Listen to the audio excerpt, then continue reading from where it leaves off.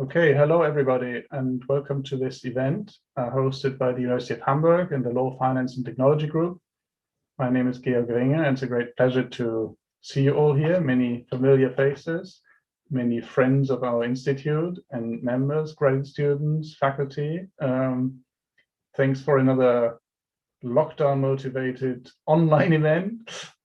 We hope to be able to see you at some point again in person. But as we said last time, there is an upside to all of this, and which is that we can get outstanding speakers from around the world. And I'm very, very fortunate to be able to announce Professor Yesha Yadav from Vanderbilt University, who really needs no introduction in this group. One of the leading scholars in all sorts of financial regulation, and particularly FinTech regulation. And she's written extensively in the field, and one of her most prominent piece is the article on FinTech and the innovation trilemma, where she really pinpoints to the dilemma that many rulemakers, lawmakers around the world are faced when they are trying to address new phenomena in this new amazing speed of technology development. So I will not say a lot of words. I will hand over to Yesha in a moment, but just to remind everybody of the basic rules of the game, she will speak for about 20 minutes. If you have questions along the way, short questions are welcome, sort of understanding questions, but the more substantial ones, we have ample time for that afterwards. The event will last about 1 hour, so we'll be finished around 4 p.m. European time. That's it for me. Yesha, thanks so much for being here with us today, and over to you. Gut, also vielleicht werde ich etwas zu euch sagen. Guten Tag und für mich sehr guten Morgen. Guten Morgen. Guten Morgen. Guten Morgen. Ich will also für diese sehr herzliche, für diese sehr warme Begrüßung bedanken. Ich möchte mich für diese sehr freundliche Begrüßung bedanken. Das ist für mich eine große, große Ehre, eine sehr große Freude, bei Ihnen heute zu sein. Ich wünsche nur, dass ich bei Ihnen wirklich in der Wirklichkeit sein könnte, physisch. Aber vielleicht werde ich mich mich einfach nächstes Jahr einladen. Ein bisschen Gatecrashing vielleicht. Also für mich, mein Deutsch ist sehr verrostet im Moment. Und ich bin sehr früh für mich heute Morgen. Und so werde ich jetzt auf Englisch weitergehen. Aber wirklich vielen, vielen Dank für heute. Das ist eine große Ehre für mich. Georgs Arbeit, ich habe davon so viel gelernt. Fortläufe lerne ich von Georgs Arbeit. Und Hamburg ist unglaublich vom Weltrang. So, sehr vielen Dank. Und jetzt werde ich auf Englisch weitergehen. So thank you all very much. It is such a pleasure and an honor to get to be with you all today. I have to warn you that it's very, very early for me. I'm a night owl. So this is a very crazy time for me to be awake. So I've taken a little bit of ibuprofen, a few gulps of Red Bull. So I have really no idea what's going to happen next. So thank you all so much for having me. Hamburg is just tremendous. It's such an honor, such a pleasure. And so let me take you guys back to November 2020, right? I know that none of us want to go back to 2020, but let's go back to November 2020, right? And that was a time when the world was going to have, right, the world's biggest IPO, right? Ant Financial was about to go public with a $34 to $37 billion IPO, right? And if you're Jack Ma at that time, and you're about to become the world's richest guy, right? One might expect at that time that you might call up your friends in Germany, order yourself an amazing Daimler, hire the Autobahn, and have a great time, right? You might expect that you would call up your friend Elon, get really, really high on life, of course. But what you probably would not expect is that you would stand up in front of your regulators in Shanghai and tell them a few days before the IPO that the way that they're regulating FinTech is old, is tired, and crappy. But that is exactly what Jack Ma did back in October. And we all know what's happened next, right? And whatever the motivation the Chinese authorities may have had, right, to pull that IPO, right, the reason that they gave to the public, right, was that Ant Financial was not properly regulated, right? That Ant Financial was not just a technical tech company. Rather, that Ant Financial was increasingly a financial services company that should be regulated much more traditionally like a banking institution. Right? And what this problem shows us, what this response of the Chinese authorities shows us, right, is a tremendous struggle that all of us around the world are going through, right? Here in the US, of course in Germany, right, across the European Union, and elsewhere, but in trying to get to grips with how we regulate, right, these incredibly interesting, creative, innovative firms. Right, as Georg was saying, right, this is a puzzle that you guys are covering in the seminar. It's a puzzle that we're dealing with. And I think the question that keeps coming up, right, is what is new about FinTech? Right, is this something that is just a continuation of everything that we've done before, all the financial innovation, right, that you guys have been studying, that you guys have already been studying, right? Or is there something new? Is there something different? Is there something particularly innovative about FinTech that means, right, that as thinkers, as scholars, as policymakers, right, that we need to bring a new, a fresh, a different approach to thinking about how we regulate this phenomenon. And in this paper, Chris Bummer and I, we argue that actually this time in innovation, that this time is different, right? That there is something new and different about financial innovation that requires us to be bold, different, and creative about how we come forward to regulate this new phenomenon. So let me just very quickly share the screen with you.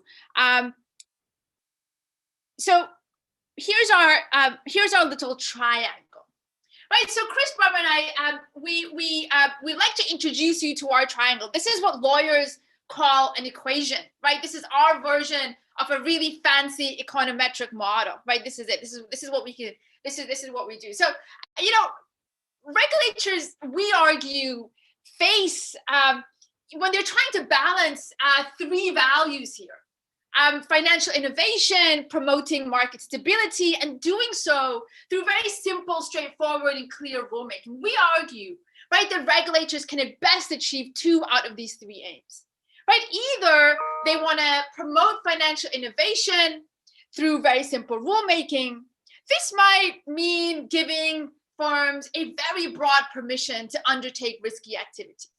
We saw that, for example, prior to 2008, right, when derivatives firms were being able to engage in all sorts of CDSs, financial engineering, trading, etc. Right? And in that context, when you promote financial innovation through rule simplicity, then market integrity can suffer. The financial stability can suffer. On the other hand, right, if you want to promote market integrity through very simple rules, right, this might involve, for example, a kind of prohibition, right, banning things, banning banks from engaging in proprietary trading or investing in a hedge fund, for example. But if you want to do that, if you want to promote market stability through very, very simple rulemaking, then financial innovation is likely to suffer. And then finally, of course, right, if you want to promote financial innovation and market stability, then we're probably going to have to do it through very difficult, but for a very sort of complex, clever, big rulebook, habilitation type of rulebook, right? That would be a more complex, less simple rulebook. So that's our trilemma. And what Chris Bummer and I argue is that FinTech makes it even more complicated, right, to apply the trilemma in practice. What we suggest is that there's some key defining factors to FinTech. And I think all of us in this Zoom room, I think all of us are pretty familiar, right, with what, and how FinTech works. Of course, that's what you guys have been studying during the semester. We suggest that FinTech is defined by three basic factors, right? Firstly, we have the use of super fancy, super funky, super sophisticated, algorithmic, artificially intelligent programming, right? That is underlying the delivery of so many products and services in FinTech. right? So we see that, for example, in the case of robo-advising, in the investment context. We see it certainly in the context of online lending, right? When we have tremendously sophisticated algos that are able to make lending decisions. We're seeing it increasingly in the context of these online retail brokerages. We've all probably heard of GameStop, and we can certainly talk about that, that are able to micro-target investors very, very specifically by being able to speak to and being able to reflect their preferences about investments in a very exact way, right? So much interesting programming, AI that is able to learn from its own mistakes, that is able to reprogram itself in real time. There's so much interesting sort of programming here that is going on that is central to the delivery of fintech goods and services. In addition, we have just such a fabulous amount of data, right, that is being used in the delivery of products and services. Now, all of us are on the computer. We're all sitting at home on Zoom, right? You guys probably have your phone right next to you, probably like clicking on Amazon.de, right? You know, there's so much data that we are producing on a millisecond by millisecond basis in the way that we're living, and financial services are using this data, right, in order to give you the products and services that we see in the marketplace today, right? So it's not just a lot of data, right? It's new kinds of data, right?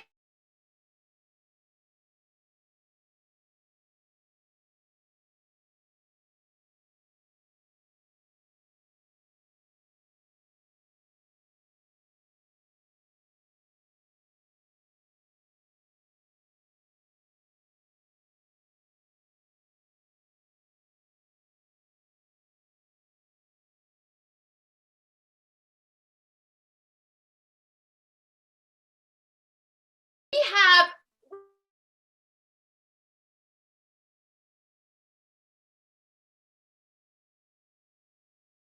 Amazon, we have tech companies like Google, Facebook, we have big behemoths like Walmart that are coming in to offer financial goods and services.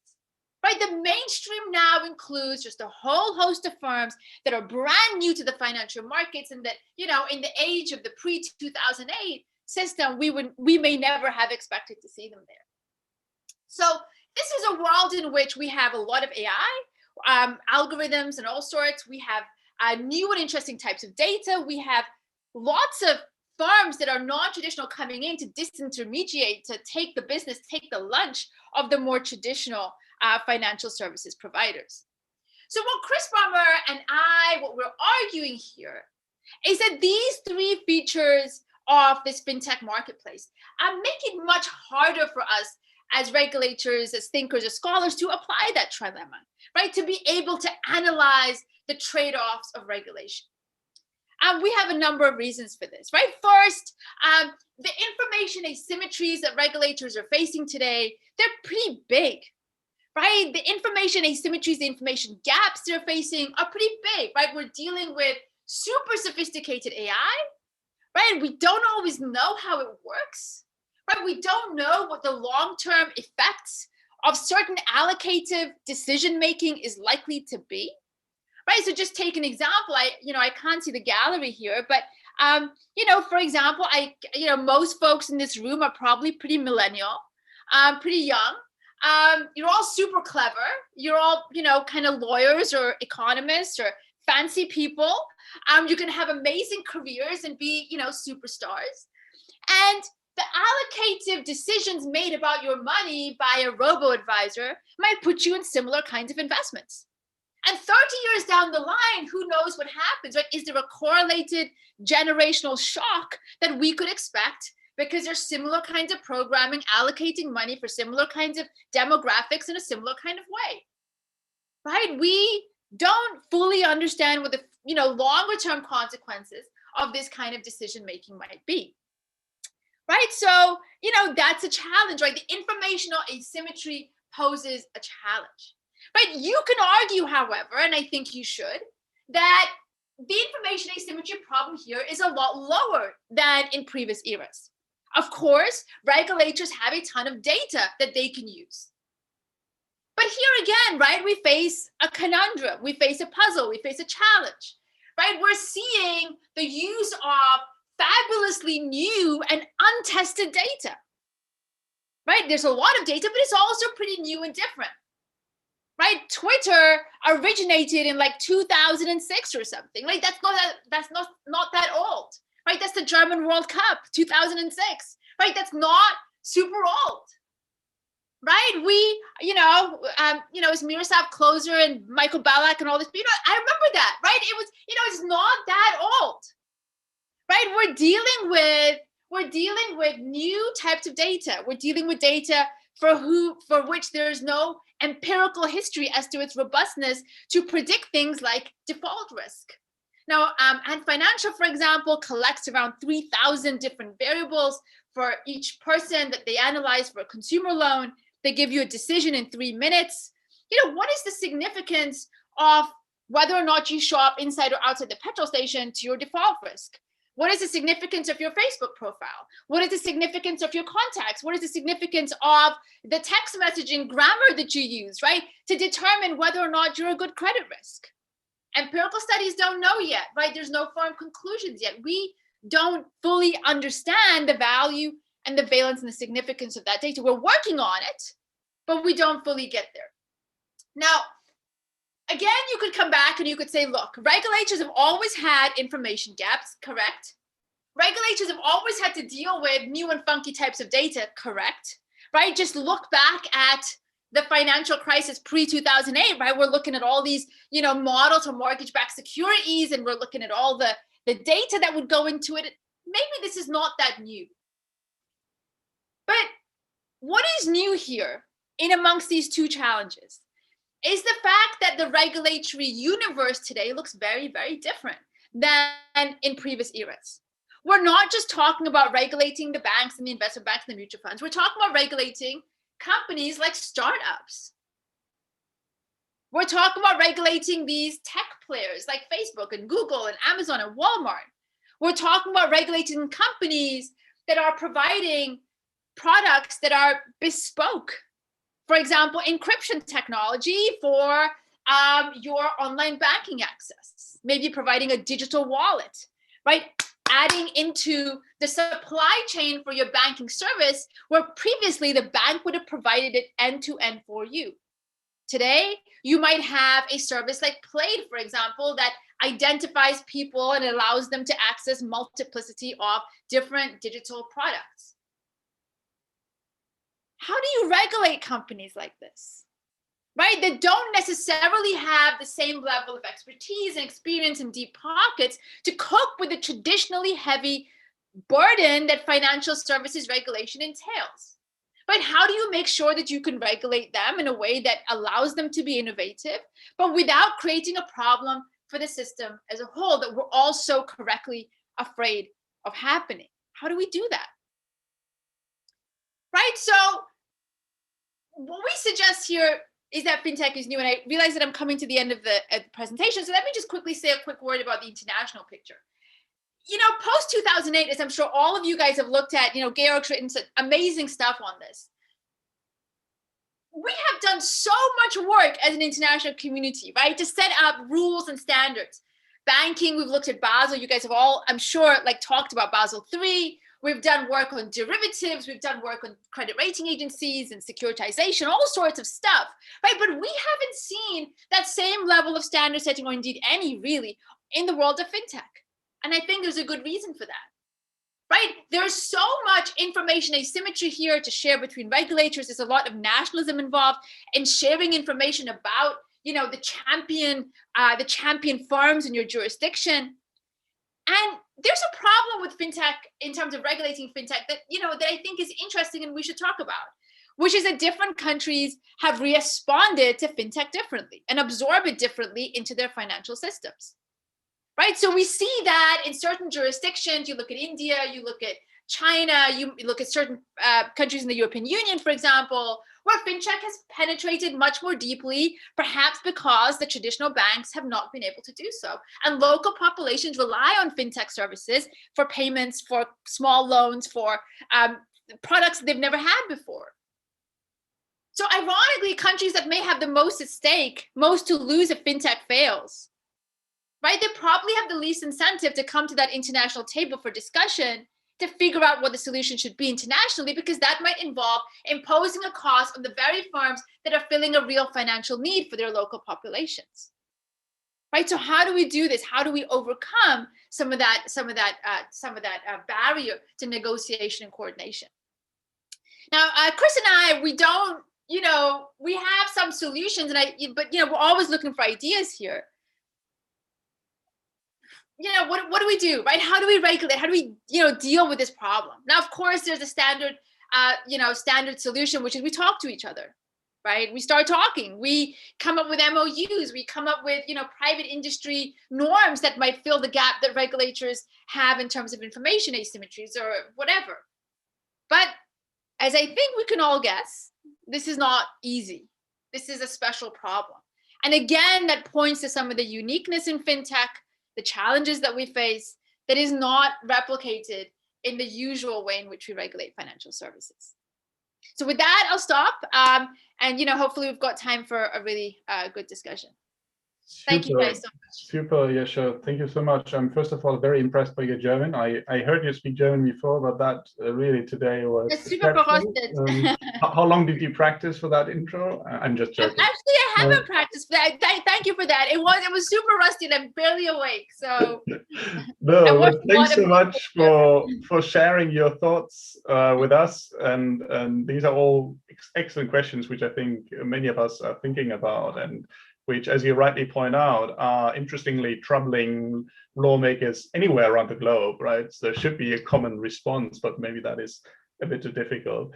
Now, I'm sure we can engage in a very good discussion. We have time for lots of questions. Please do get ready and either raise your hand, either your physical hand or your Zoom hand. You're invited, encouraged, / nudged to switch on your video screen if you like, because we'd like to have this atmosphere as if we're all sitting in one room. Technology makes it possible. And while everybody is getting ready to ask questions, let me start by asking Yesha a bit about really what the key question of what is really different here about FinTech. And the definition of FinTech already to start with is so fuzzy that it's very hard to pinpoint, right? If you think about technology and financial services, then fine, you could even say an ATM, a cash withdrawal machine is financial technology, right? And there has always been financial technology as long as we've had modern banking. And so what really is the game changer then that really, let me put it differently. I remember you saying is the combination of data and disintermediation and algorithmic trading. I think those were your 3 points. But again, it's in my view more of a gradual shift, right? Because again, data have been around for a long time. Disintermediation has been around for a long time. So it's not a moment where you can pinpoint, this is now new, but it's more a sort of gradual development of those things. And it's very difficult to know at what point in time do regulators have to say, now it's different, right? And I think a lot could already be won if we can try to make some more generalizable points of what is so different. But I don't know if you have any particular thoughts on that question. I completely agree with you. It's very hard to come to that point where we can say this is exactly how it's different. And there is this continuum where we're looking at the ATM, we're looking at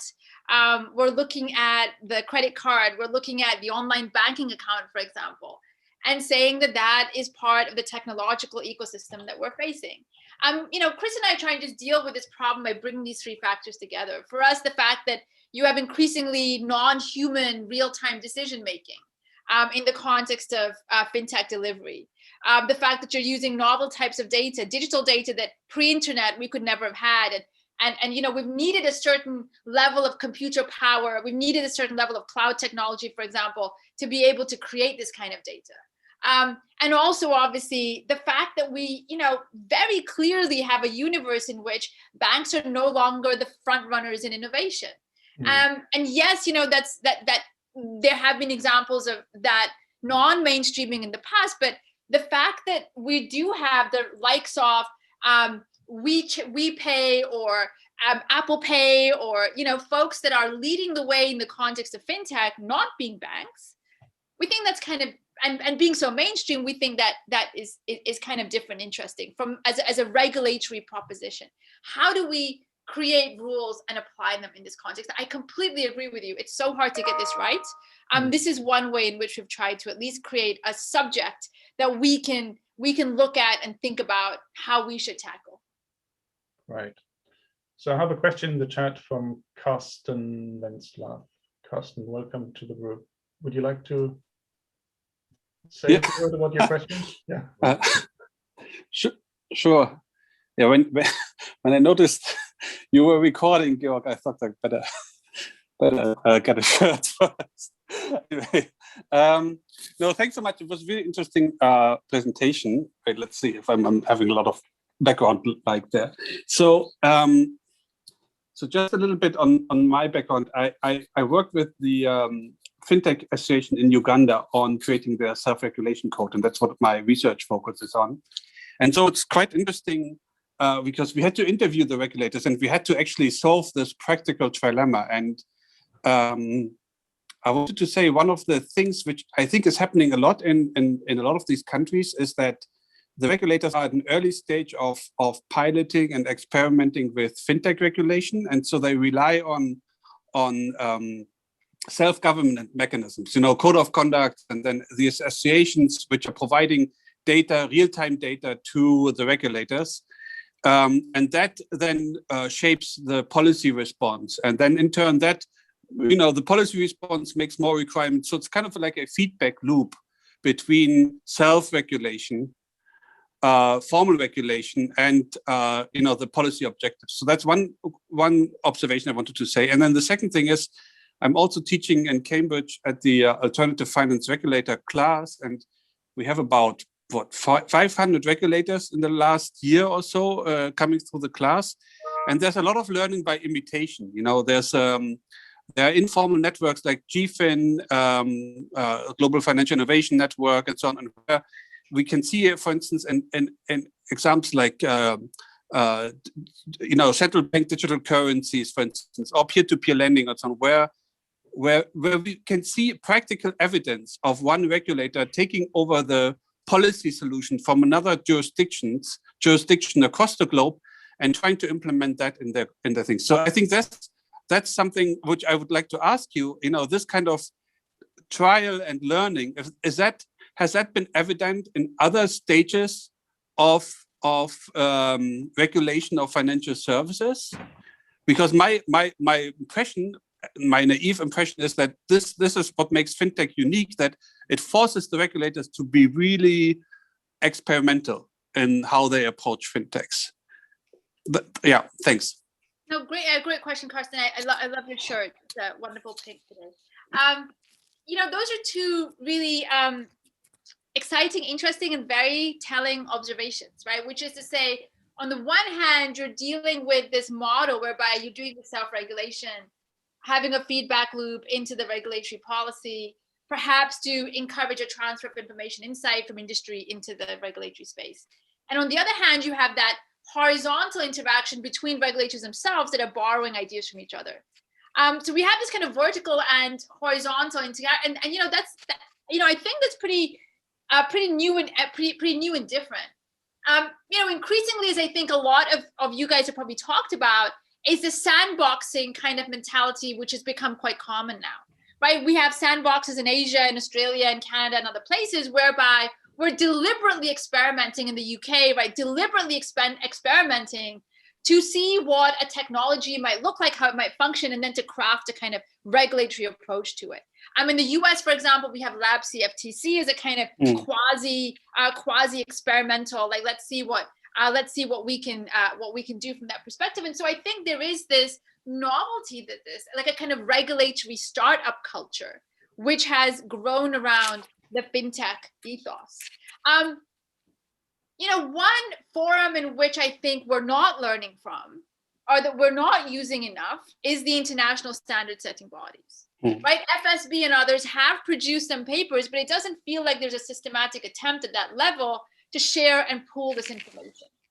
One of the risks that I see, at least, is that borrowing from one jurisdiction to the other in this context may not be that appropriate, right? When you look at countries and how they use certain fintechs, so for example, in India, you have payment fintechs.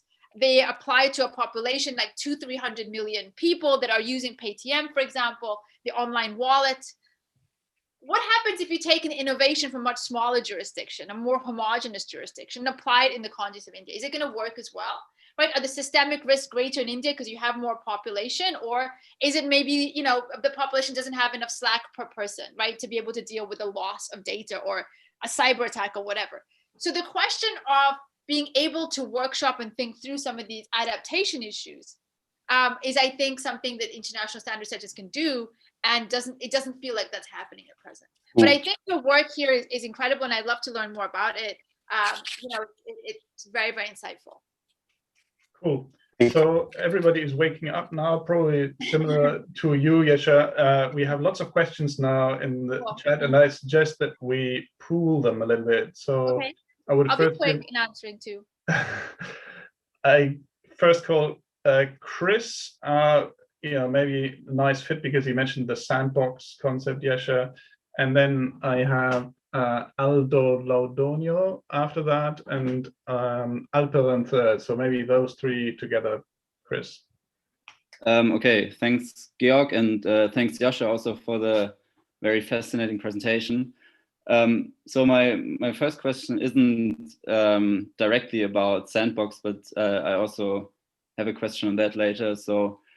But the first one is more about the international standard setting. So you mentioned the need to find a solution to regulate fintech internationally, and need for international standard setting.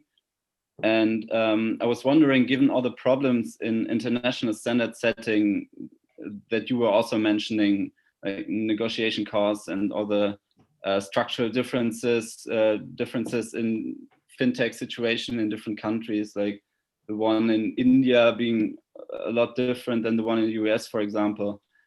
And adding to this, the lack of knowledge there still is regarding the effects and risks of fintech. I was wondering if it's not the better way forward to like allow for experimentation on domestic levels and not so much to try to find a solution that somehow cures the problem on an international level. So more use the specific countries as some kind of laboratories for experimentation to generate knowledge, and then to share this knowledge maybe on an international basis. So somehow the sandbox idea more applied on an international level. And that's the first question. And regarding the sandbox, I was maybe wondering if you see that as an like appropriate innovative regulatory tool to address the problems that come with fintech, or because I think right now a lot of scholarship is emerging, being more skeptical and seeing it more as some kind of a signaling tool by regulators to attract fintechs, but with not so much substance actually behind it. But if you then look at the regulators, it's actually just two employees or something sitting there and giving guidance individually to some fintechs. So not a very scalable tool. Great questions, Chris. Thank you so much. Can we just, because we wanted to collect questions, right? So we take Aldo now directly. Okay, thank you very much for your presentation, Yesha. I wish to thank you also as well, because a few years ago. Oh, sorry, you are. Yeah. Oh, okay. That was okay. I quoted a paper of yours on subject of insider trading, on especially on the feature of the reasonable investor, which is a feature which is currently present in the European legislation. But wow, thank you so much. That is actually. It is absent in practice, because we know that reasonable investors are just a creation of economists of the economic theories. My questions are two. The first one is that the European Union has established a formal principle of tech neutrality, so that activities which are like in the old financial world should be treated the same in the FinTech environments. I think that the question is how to separate what is new from what is old. It's just wolves in sheep's clothing. It's just new wine in old bottles sometimes, or old wine in new bottles. It's a dilemma that is present. I have recently made a research on tokens, and I think that most probably, I don't know which is your opinion on the subject, but I think that most times they are same old financial instruments with a new infrastructure, decentralized infrastructure, and should be integrated in the system. They shouldn't be treated as new instruments, as, for example, the European Union is projecting to do, because we have a policy package which is trying to add new definition of tokens and such like in legislation as new instruments, and not inserting them in all categories as financial instruments. And I think that this, on the systematic level poses several troubles. Also, on sandboxes, this is my second question. I think that, pardon me for the joke, but sand is a very shifty material to build on. And when you put together regulators and newcomers on the market, the new FinTech entrepreneurs too close, and they spend time together, in the end they will need to take advantage of this. And also the regulators will feel like as their intervention is useless. I'm sorry for if I took too long, but I am quite skeptical as well on sandboxes. Sorry, excuse me. Okay, thanks. Alperin, and then we give it back to Yesha. Yeah, thank you for your presentation. My question is the following. We know that regulatory forbearance is a traditional problem in financial regulation, and I was wondering what your thoughts would be on whether it's also an important problem in regulating fintech, or where would you put it in your regulatory trilemma? I mean, one is reminded here of the cozy relationship between Wirecard and BaFin. So whether you think there are similar examples of problems. Thank you. Over to you, Yesha. Great. Thank you so much for these fabulous questions. So to come into, Chris's question about, I think, Chris's and Aldo's question about sandboxes, I think there's good reasons to be very skeptical here. In particular, we've seen that there's a lot of competition. It feels like to attract innovators to your marketplace. So we see that, for example, in the UK with the FCA, been very, very aggressive. In East Asia, there's been a lot of competition amongst the countries to attract innovators to their marketplace, and that obviously creates some real risks here.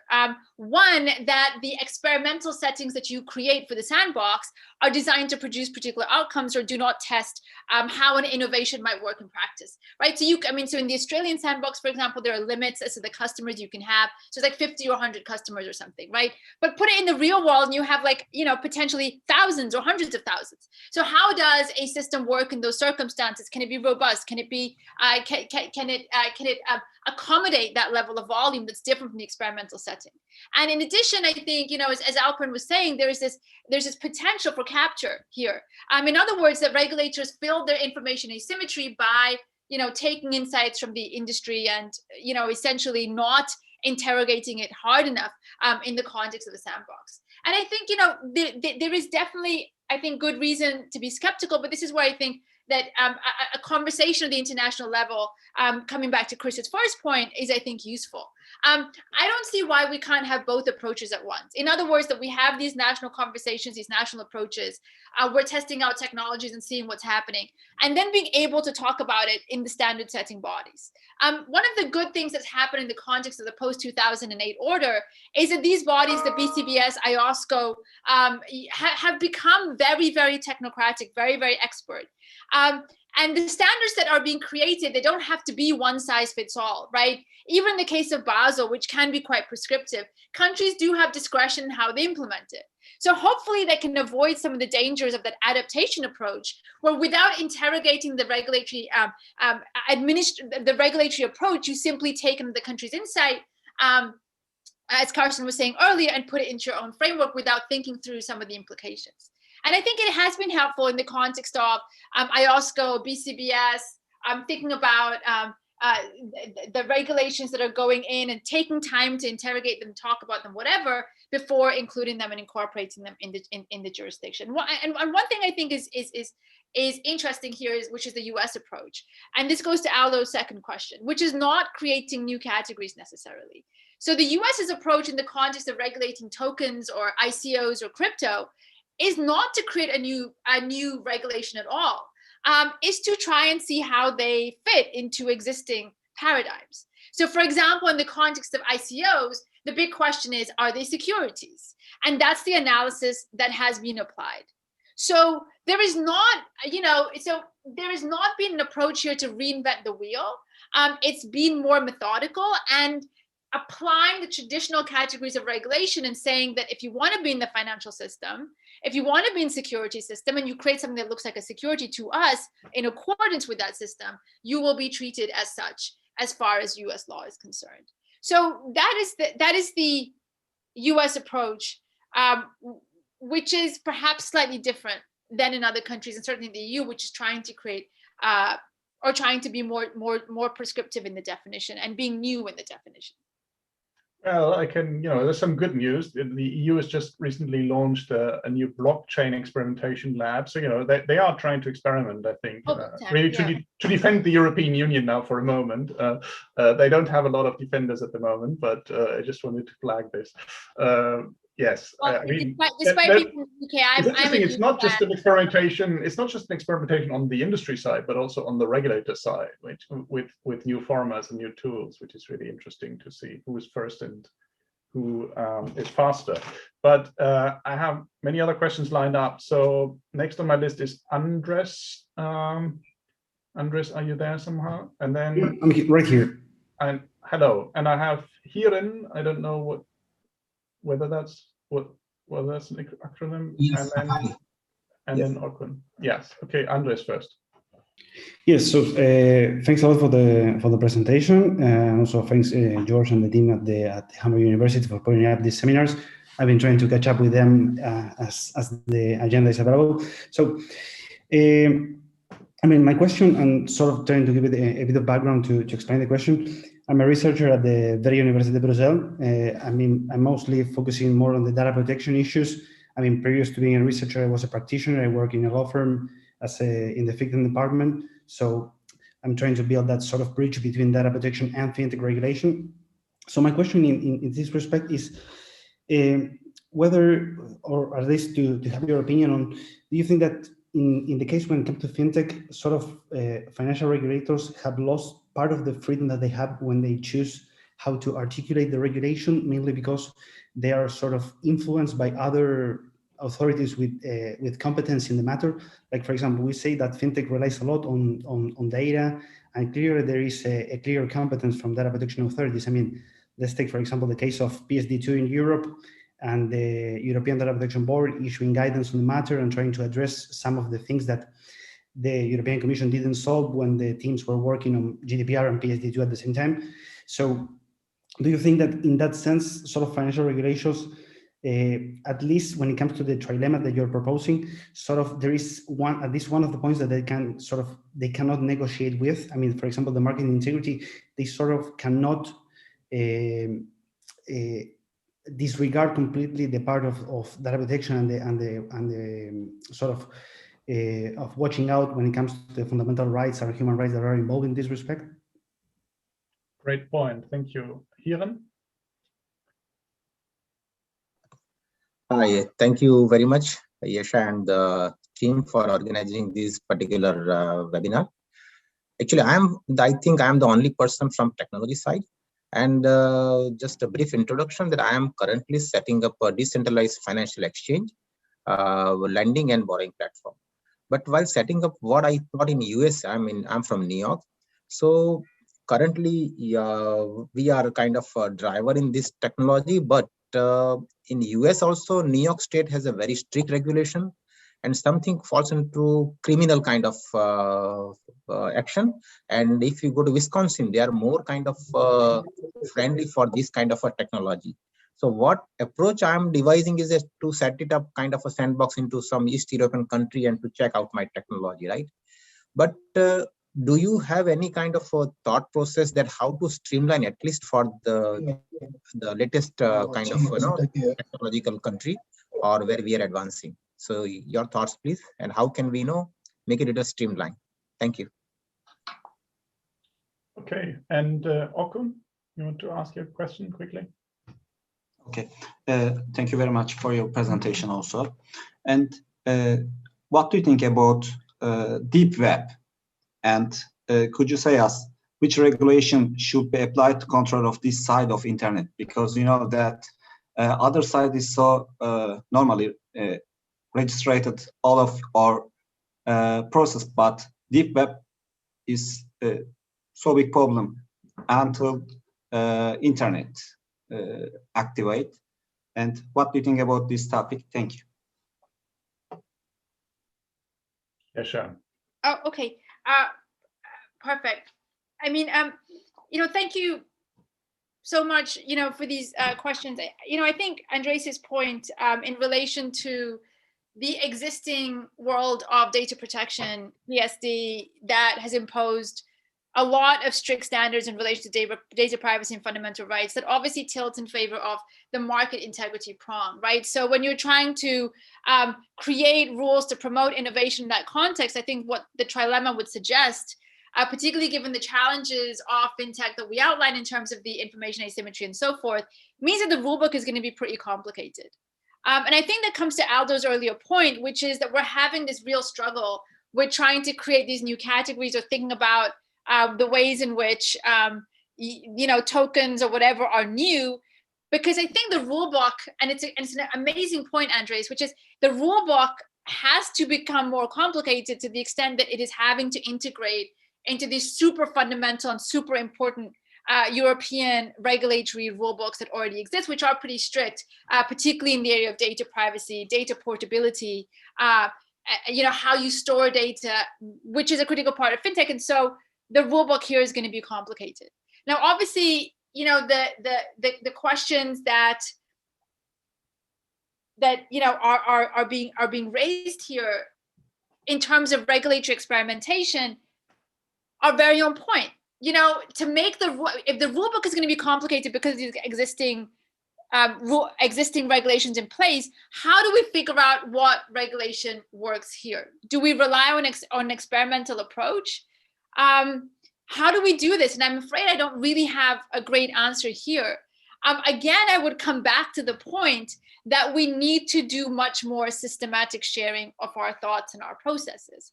And this is, I think, made clear by Hiran's question, which is that he is in New York and he's, forum shopping in the context of potentially working out of Estonia in order to be able to try his technology. At some point, we can see that digital capital is going to be global, right? That we are going to have this, this kind of regulatory arbitrage, or trying to take advantage of differences in our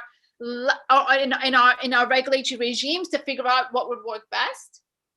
And again, I think that points to this real need and a real gap at present, which is to be able to think about these standards together. And the European Union and the US have had a long history of dialogue and collaboration here, but the approaches are diverging. The approaches in terms of, as Georg was saying, with the blockchain experimentation and all sorts of things happening here, the approaches are diverging. The EU and the US diverge a lot in how data is regulated. So before the rulebook becomes too thick and too different, coming to Hiran's earlier point, we can be global, we will be global. Thinking about ways to create greater thought, convergence, or collaboration or whatever, so that we are in a position to have a consistency globally in how we think about and approach some of these issues. But that seems to be a missing piece at present. I'm coming to Orkun's question. I really haven't given a huge thought to the deep web. I think it's something that is extremely important to think about, particularly as we look at crypto. Crypto is obviously one of the major places in which we will see that being used. And when you look at cryptocurrency transactions, there have been papers obviously that talk about Bitcoin, talk about crypto tokens and others that are used in transactions which are not always super legal.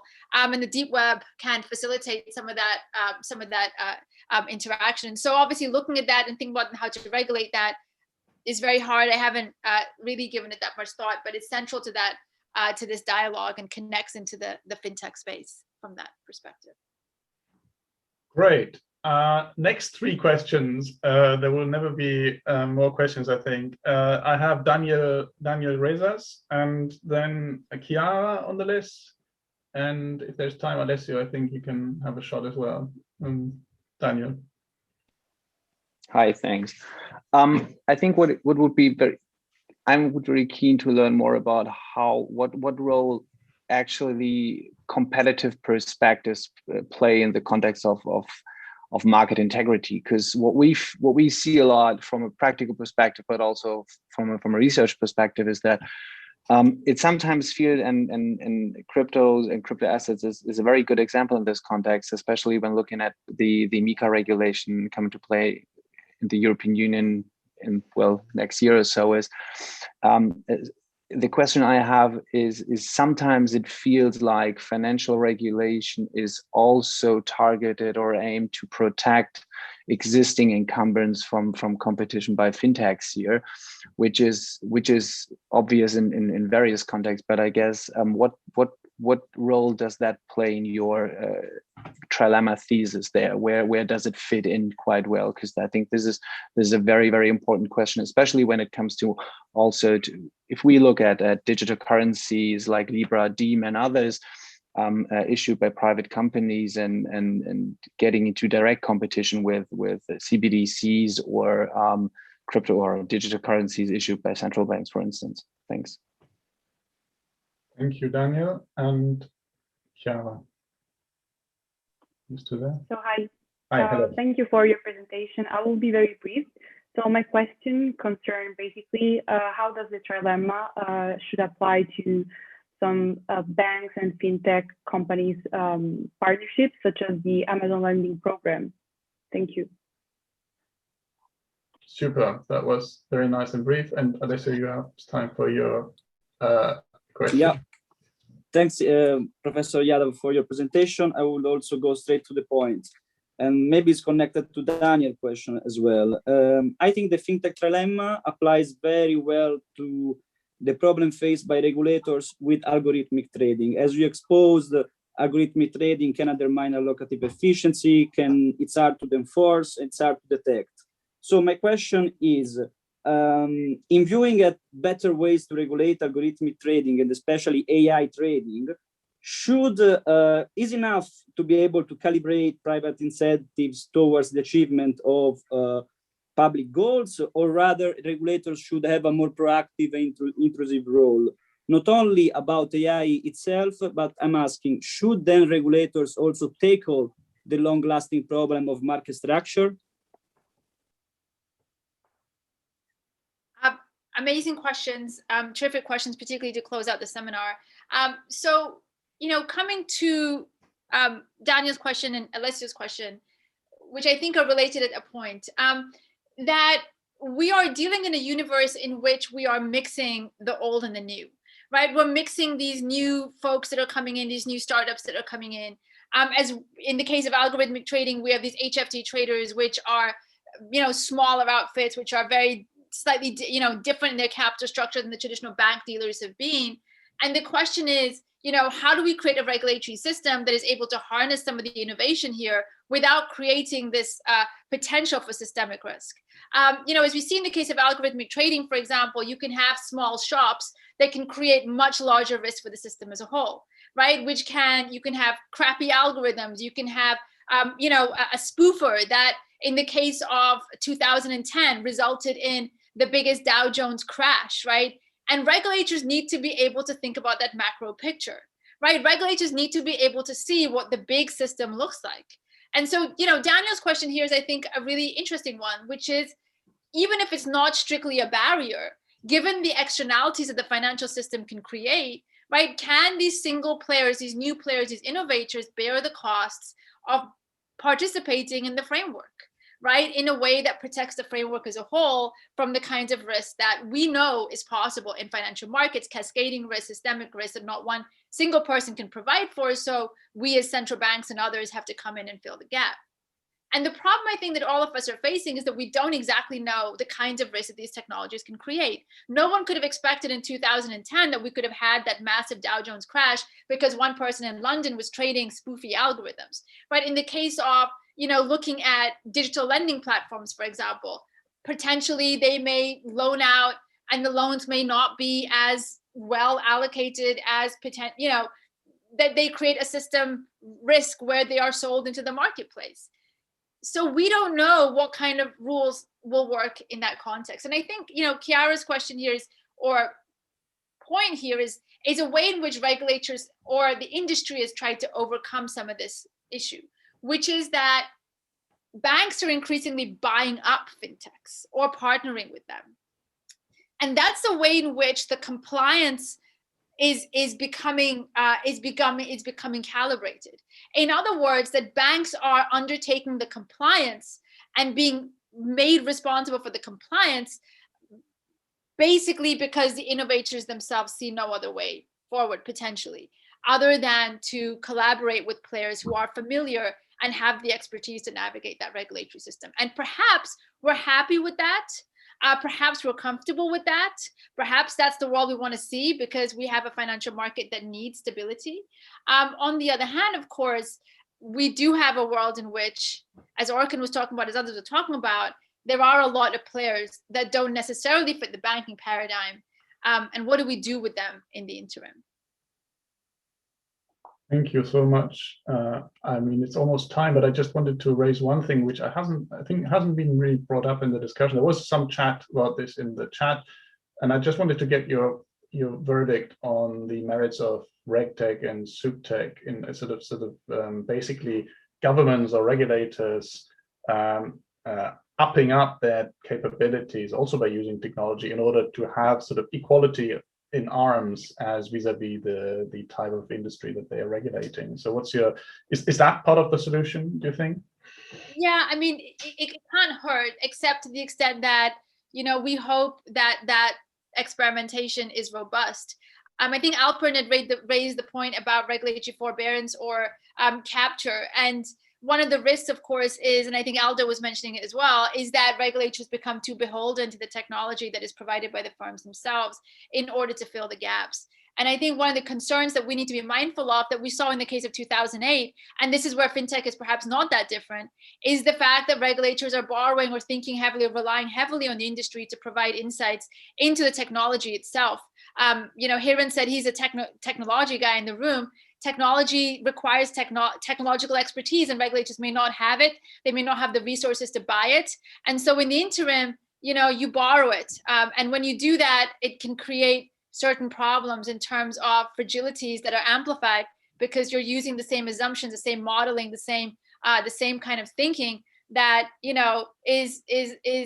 leaves you open to risk. Instead of being adversarial vis-a-vis the industry in some respects or interrogating their technology, we're potentially amplifying the problem by relying on it too heavily in calibrating our own Regtech and Subtech modeling. But again, I don't see what choice regulators have, at least in the short term, to be able to up their own intelligence reserves. I'm not sure what other choice that they have. So,